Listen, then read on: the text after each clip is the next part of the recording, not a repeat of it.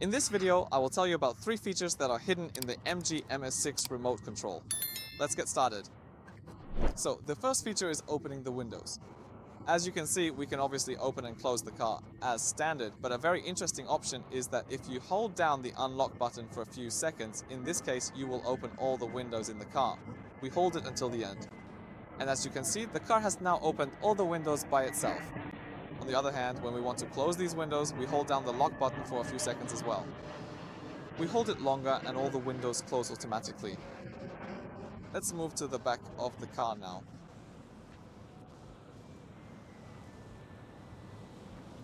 The third feature we'll look at is opening the trunk lid remotely. If you simply hold down the dedicated button for opening the trunk, which is the middle button on your key fob, the trunk will automatically pop open all by itself, providing you with convenient, hands-free access whenever you need it.